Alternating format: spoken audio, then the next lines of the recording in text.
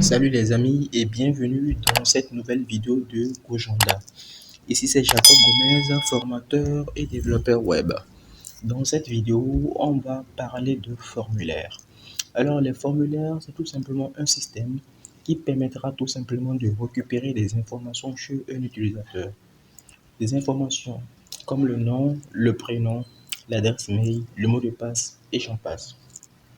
Pour pouvoir récupérer ces informations chez l'utilisateur, il faut utiliser ce qu'on appelle un formulaire.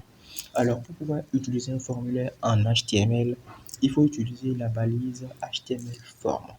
Cette balise HTML form représente une section du document qui va contenir un certain nombre d'informations.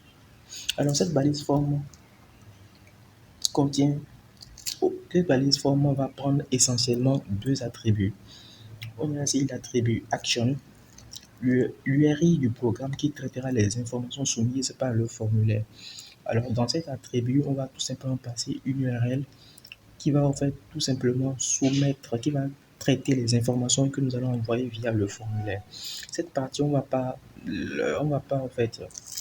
nous concentrer sur cette partie dans cette formation. Lorsque nous aurons une technologie côté serveur, on va plus en parler. Et le deuxième attribut, ici, c'est l'attribut méthode qui va ici spécifier euh, quel type de méthode, quel type de méthode on va utiliser pour pouvoir envoyer les données. Alors ici, principalement, on a la méthode get et la méthode post. Alors sans plus tarder, les amis, on va rentrer dans le vif du sujet.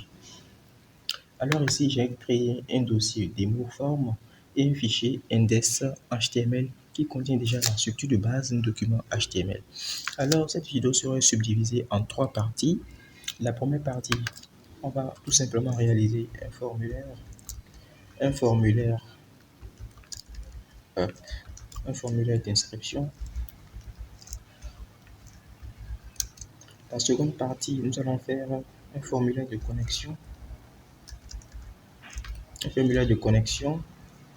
et d'édition de profil, édition de profil. Et enfin, on va réaliser un mini chat, un semblant de Messenger, voilà. Donc, cette partie sur les formulaires sera subdivisée en trois parties. Nous aurons dans un premier lieu un formulaire d'inscription qu'on va réaliser. Dans un second lieu, un formulaire de connexion et d'édition de profil. Et dans un dernier temps, nous allons parler d'un mini-chat qu'on va essayer de réaliser en HTML. Alors, sans plus tarder ici, on va déjà commencer à découvrir toutes les contours, tous les mystères qui sont autour d'un formulaire en HTML. Donc ici, pour pouvoir créer un formulaire en HTML, il faut utiliser la balise HTML form. Cette balise HTML contient, comme je l'ai dit tantôt, va prendre deux attributs principaux. Comme ici, on utilise une technologie côté serveur, on va s'en passer de ces deux attributs-là. Ok. Maintenant que nous avons créé notre formulaire, il faut tout simplement lui poser des questions à l'utilisateur. Lui poser des questions et lui donner la possibilité de pouvoir rentrer tout simplement les réponses qu'on nous demande. Donc, pour pouvoir poser une question à l'utilisateur, il faut tout simplement avoir un libellé. Le libellé va tout simplement nous permettre, voilà, de spécifier la question qu'on veut poser à l'utilisateur. Donc ici, on va mettre ici un label. Avant ça, je vais utiliser un diviseur div. Je mettrai ici un label. Le label, c'est une balise qui va nous permettre tout simplement de pouvoir questionner l'utilisateur, de pouvoir lui demander ce qu'il veut faire. Là, par exemple, dans notre balise label, on a un attribut fort. L'attribut fort va tout simplement nous permettre de lier cette question à un champ. Plus tard, tout de suite, vous allez comprendre de quoi il en retourne. Donc ici, je mettrai, par exemple ici, votre nom. Votre nom. Votre nom. Maintenant que nous avons posé la question, on peut déjà voir à quoi ça ressemble. Ici, je recharge la page. Votre nom. Donc, maintenant que nous avons posé la question, il faut maintenant pouvoir voilà, lui donner la possibilité de pouvoir mettre son nom. Donc, il faut créer un champ de type test. Pour pouvoir créer un champ de type test, il faut utiliser ce qu'on appelle il faut utiliser la balise vide input. Ici. La balise vide input va tout simplement nous permettre de créer un champ. Maintenant, cette balise va prendre plusieurs attributs. L'attribut principal qu'on va très souvent utiliser, c'est l'attribut type. Et c'est qui va spécifier le type de champ que nous voulons utiliser. Est-ce que c'est un bouton? Est-ce que c'est une checkbox, une date, une couleur? Est-ce que c'est un fichier? Est-ce que c'est un test? Etc. etc. Donc ici, on va utiliser un input. Un input. Par défaut, c'est le type test. Pour pouvoir renseigner le nom d'un utilisateur, c'est du test au fait. Donc ici, on mettra du test. Donc voilà, l'utilisateur pourra rentrer tout simplement son nom. Cette balise prend aussi d'autres informations, d'autres attributs, comme le nom. Le nom ici de ce champ va nous permettre tout simplement de pouvoir récupérer la valeur que l'utilisateur aura à saisir lorsque voilà, nous allons pouvoir récupérer cette donnée via une technologie côté serveur. Donc ici, on peut mettre nom. Et ici, une idée, aussi nom. Voilà, ici, c'est un peu plus important. Nous avons dit ici qu'on peut relier, qu'on peut greffer au fait, qu'on peut relier le label à un champ. Pour que la connexion puisse être parfaite, l'idée, il faudrait que la valeur qui se trouve dans l'idée soit identique à la valeur qui se trouve dans le for. Donc ici, je mettrai aussi non. Donc comme ça, j'aurai lié donc mon label à mon champ input. Donc ici, lorsque je viens sur la page et que je clique sur le nom, automatiquement, c'est ce champ-là qui est sélectionné. Mais par contre, si j'enlève ici, si les noms ne correspondent pas et que je clique ici sur non, rien ne va se passer.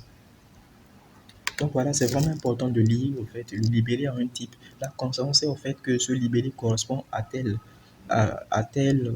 champ, etc., etc. Donc on va continuer ici à créer notre formulaire. Donc ici, on va créer une nouvelle division. On va créer un label. On mettra ici prénom. On mettra ici votre prénom. Votre prénom. On mettra ici un input de type test. On mettra ici un name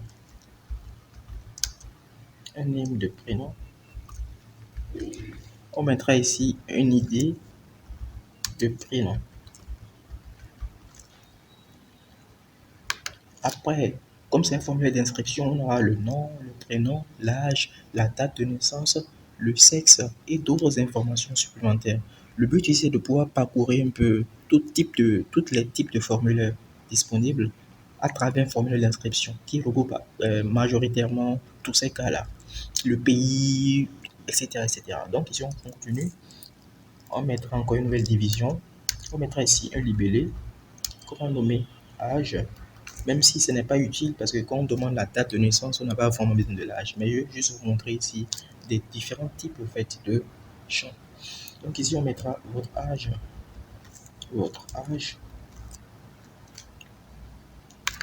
et ici, on mettra un input de type number, ici nombre parce que l'âge, ça doit être un nom. Ici, un name qui est âge, une idée qui est ici âge. Maintenant, au niveau des types number, il y a un attribut spécial qu'on peut rajouter, c'est le step. Le step, il dit, c'est pour dire en fait par bon de combien. Par défaut, c'est un par bon de 1. Maintenant, si c'était la quantité ou bien si c'était de l'argent que vous voulez compter, vous pouvez mettre 1000 par exemple. Ici, ça va commencer à compter à partir de 1000. Vous voyez, tac, tac, tac, tac. Donc, comme ici, c'est l'âge, on va commencer par compter à partir de 1. À partir de 1.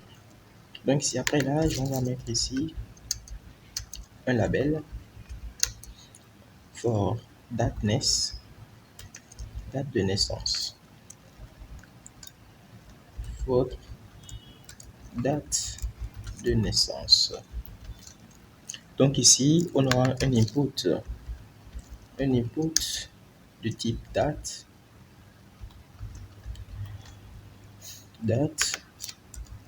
un name de type dateness, c'est dateness ici, tac, dateness, Et ici, un ID datness. Voilà. Apparemment, j'écris mal. Voilà. Oui, c'est datness comme ça. Naissance. Voilà. Et tac, comme ça. Donc ici, on aura un petit calendrier.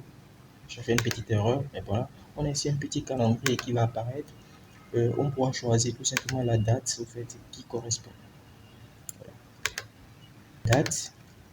On a le nom, le prénom, l'âge, la date. On va lui demander son sexe. Live. Ici, label. For. Ici. Bon, au niveau du sexe, c'est un peu particulier. Je mettrai tout simplement ici un H, un H3, votre sexe. Votre sexe, pareil. Et je mettrai peut-être un point d'interrogation. Voilà. Au niveau du sexe, ici, il faut des champs à cocher, des champs à cocher. On aura, parce qu'au niveau du sexe, on a soit masculin, soit féminin. Au niveau du HTML, on a la possibilité de pouvoir réaliser ce truc-là. Donc, il y a deux types de champs à cocher. On a les champs à cocher multiples et les champs à cocher uniques. Comme le sexe, c'est soit masculin, soit féminin, on va utiliser le champ à cocher unique. Pour le champ à cocher unique, c'est tout simplement, on va utiliser le type ici radio. Le type radio va pouvoir représenter un champ à cocher du type unique. Donc ici, l'écriture sera un peu plus différente. On aura ici un label. Un label. Dans ce label, on mettra masculin comme fort masculin. Et à l'intérieur du label, on mettra tout simplement un input de type radio. Il aura un name. Le name ici, ça sera sexe. Il aura ici une idée qui est masculin. Masculin. Une idée masculin. Voilà. Et ici, comme valeur du input, on mettra tout simplement un masculin. Et voilà, vous pouvez déjà voir à quoi ça ressemble ici. Voilà, on a le masculin ici. On peut cocher et ceci. Donc ici, moi, je vais dupliquer ce code-là. Tac. Je mettrai ici féminin. Féminin. Sexe. Féminin. Un féminin. Voilà. Donc ici, on a masculin, féminin. Masculin, féminin. Maintenant, il faudrait que les deux aient le même name pour savoir qu'il s'agit d'un sexe. S'ils n'ont pas le même name, ça ne va pas fonctionner au fait. On ne pourra pas tout simplement cocher. Ça ne va pas fonctionner, vous voyez, ça ne fonctionne pas. On ne peut pas sélectionner, ça ne peut pas fonctionner. Donc, il faudrait que les deux aient le même name, qui est sexe ici. Donc, je continue ici avec l'apprentissage des formulaires. On va ici lui demander H3, votre fruit préféré. Bon, c'est un peu bizarre de demander ça dans un formulaire. On va tout simplement demander votre tranche d'âge. C'est un peu bidon, mais on va demander. Ici, c'est tout simplement pour montrer au fait la sélection. Non, votre fruit préféré, c'est mieux. Votre fruit préféré. C'était l'exemple que j'avais choisi. Là, on pourrait choisir ici, c'est pour pouvoir faire une sélection multiple au fait.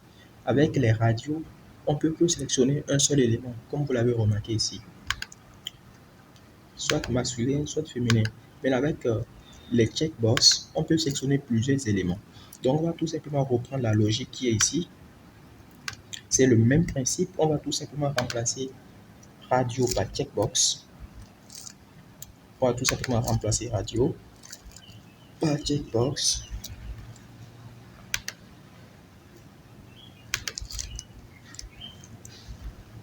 Par checkbox.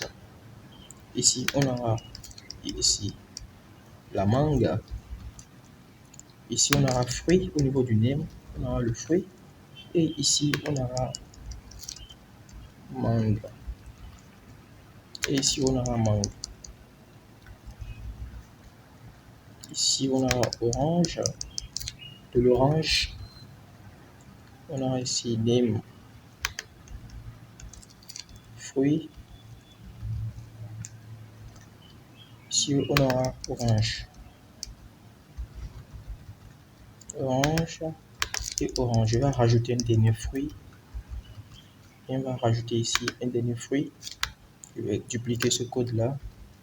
Et je vais mettre ça ici. Je vais mettre tout simplement banane. Banane. Fruit. Banane. Banane. Et puis ici, banane. Banane. Voilà, je vais y arriver. Banane. Donc voilà, avec ce champ-là, vous voyez déjà c'est différent. Ici c'est un rond, ici c'est un carré. Donc ici, on peut sélectionner plusieurs éléments. Comme on peut garder, on peut faire une sélection multiple tout simplement. Donc ici, la différence entre un checkbox et, une radio, tout simplement avec les checkbox, on peut faire une sélection simple, alors qu'avec les checkbox, on peut faire une sélection multiple, avec les radios, on peut faire une sélection simple. Donc ici, je continue. On va demander ici, euh, on va demander ici, bon, la quantité. Je sais que c'est inutile, mais on va demander la quantité. Ici, on mettra un H3, je dis un H3, on mettra un libellé.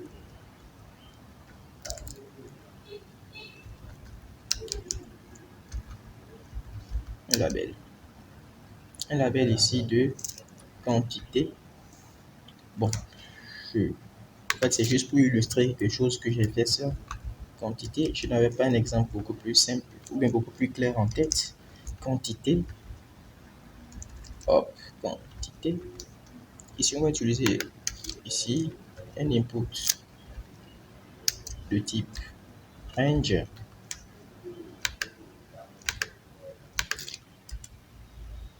De type range. Déjà, on peut voir déjà à quoi ça peut correspondre. Voilà. Un truc comme ça. Voilà. Donc, on peut choisir, on peut voir, on peut choisir. Donc, on peut mettre ici, on peut utiliser ici l'attribut par défaut ici, valo à 0.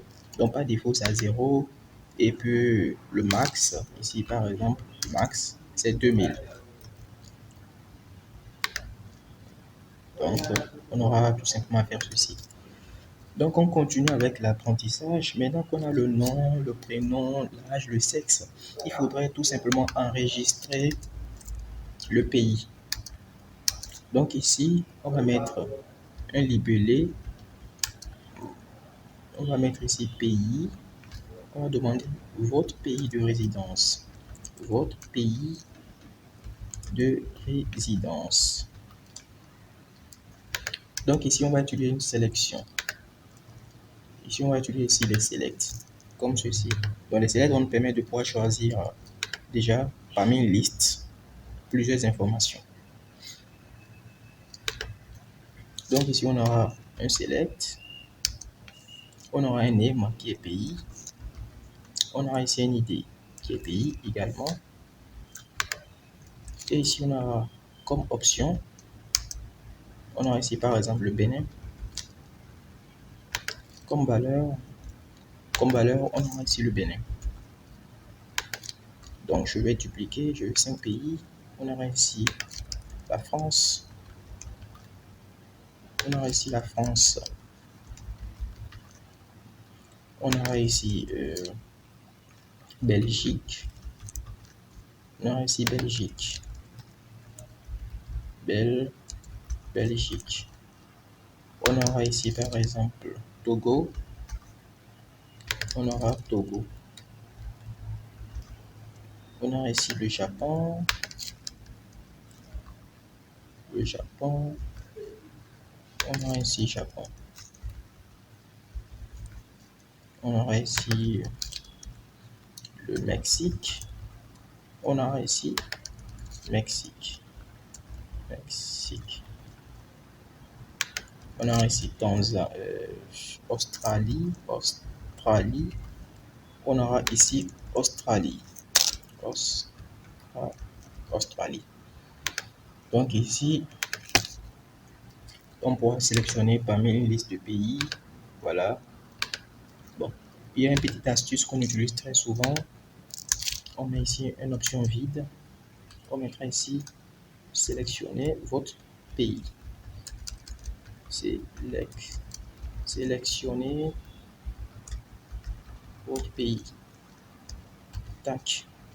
Un point virgule ici. Voilà, sélectionnez votre pays. On a tout ça.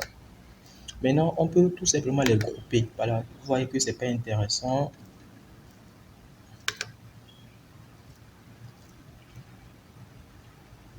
Ok. Ouais, c'est pas intéressant d'avoir ça comme ça. On voudrait avoir Afrique, etc. Donc, on peut les grouper avec ce truc-là, avec cette balise-là, groupe, qui va avoir un libellé. On pourra mettre des options dedans. Donc, ici, c'est ce qu'on va faire. Donc, ici, on aura un autre groupe. On aura ici un label qui est Afrique. Ici, on aura un autre groupe avec un label qui sera Europe. Ici, on a Group avec un label qui sera Amérique. Group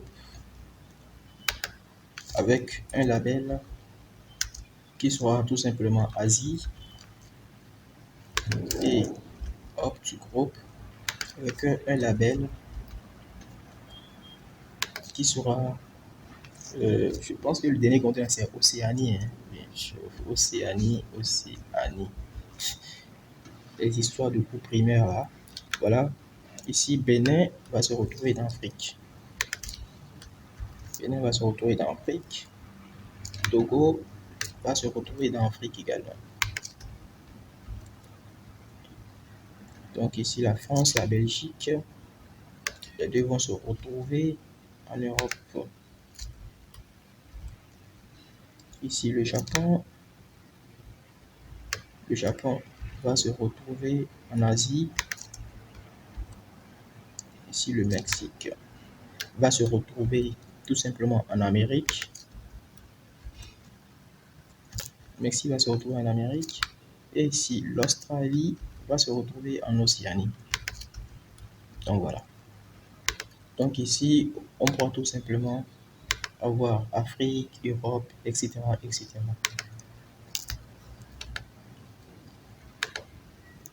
Voilà. Donc à la fin, il peut prendre un attribut ici, un attribut multiple. Voilà, on pourra sélectionner plusieurs en même temps.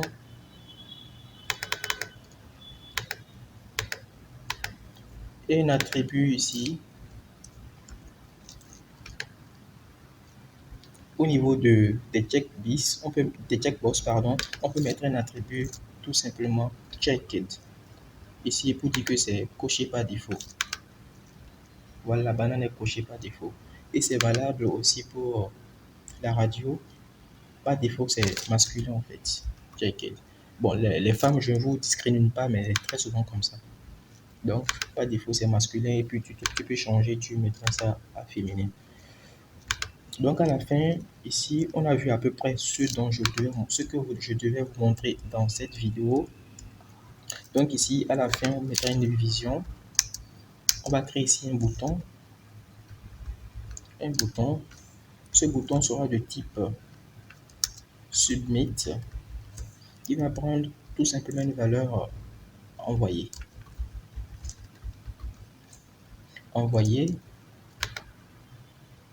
Et un bouton de type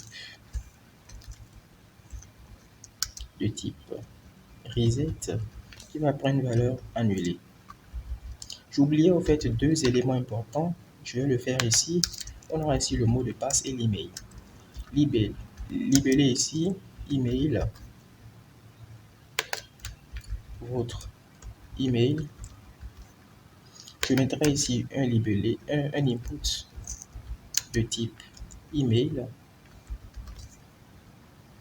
et je mettrai ici un name email, une idée email. Voilà. Et puis ici, une div, ici, un libellé, un label. Ici, je mettrai password. Je mettrai ici votre mot de passe. Et je mettrai tout simplement ici un input de type password, un name password, un name password et une idée password. Bon, je vais m'en arrêter là parce que la vidéo commence déjà à devenir très longue. Je n'ai pas besoin de faire au fait le mot de passe confirme. Donc ici, vous voyez déjà avec le email, si je me renseigne du n'importe quoi, il va tout simplement me souligner ici qu'il manque le symbole arrobase. Et puis voilà, ici, pour le mot de passe, ça va nous envoyer ce truc-là qui peut nous cacher au fait le mot de passe. Et voilà, tac, tac. Donc ici, les boutons envoyer et reset. Donc lorsqu'on va envoyer ici, il dira que bon, effectivement, le mot de passe, l'email, ça ne peut pas passer parce qu'il faudrait que ça soit un email valide. Maintenant ici, je vais vous montrer quelques attributs supplémentaires au niveau des formulaires. Ici, je monte ici, au niveau ici de l'input, on a un attribut value qui va prendre une valeur par défaut. Si on mettra Gomez par exemple. Voilà. Donc par défaut, il vient avec Gomez. Il y a aussi un autre attribut très spécial. Je mets au niveau du prénom. C'est le placeholder. Je mettrai par exemple votre nom. Votre prénom, je mettrai exemple Jacob. Ici, vous voyez, on a ici le placeholder et quand on commence à écrire, ça disparaît. Voilà. Et puis, on peut rajouter un autre attribut ici qui sera le required pour dire que ce champ est requis. D'ailleurs, on le mettra sur tous les champs est requis. Si le champ n'est pas requis et qu'on veut soumettre le formulaire, par exemple, il nous dira que des champs sont requis, donc on ne peut pas encore soumettre le formulaire. Donc, c'est vraiment important de pouvoir renseigner le required sur les champs que vous pensez que c'est requis. Donc, lorsqu'on veut soumettre le formulaire, il nous dira tout simplement que ces champs sont requis, il faut forcément les remplir en fait. Et ici, on peut mettre par exemple des informations. Avec le reset, il va tout simplement les annuler.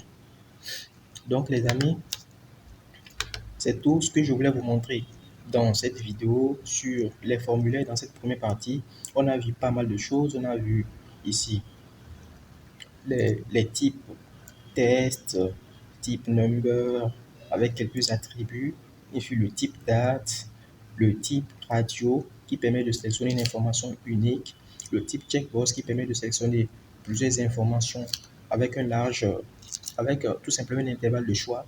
On a ici le range qui permet tout simplement de pouvoir sélectionner, qui permet de pouvoir ranger les informations, de pouvoir sélectionner avec ce truc-là. Très souvent, c'est utile pour les quantités, des trucs comme ça.